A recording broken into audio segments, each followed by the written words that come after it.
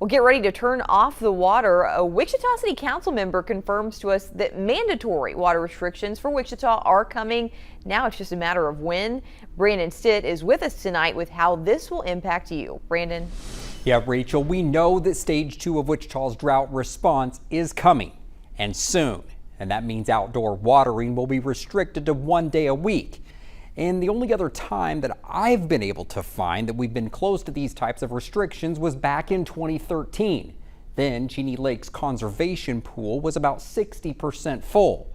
Today, it's just over 61%.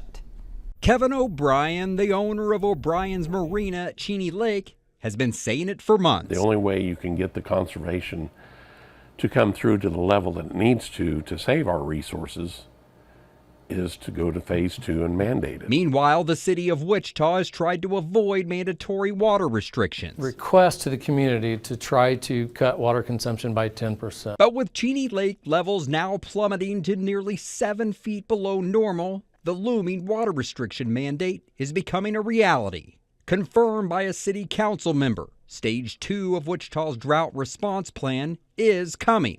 When exactly is not yet known. City leaders, including manager Robert Layton, are expected to discuss the drought Thursday morning. So what does this mean? Stage 2 means mandatory outdoor watering will be restricted to 1 day a week. No watering will be allowed on Friday, Saturday, or Sunday, and any days between 10 a.m. and 8 p.m. The outdoor watering schedule looks like this.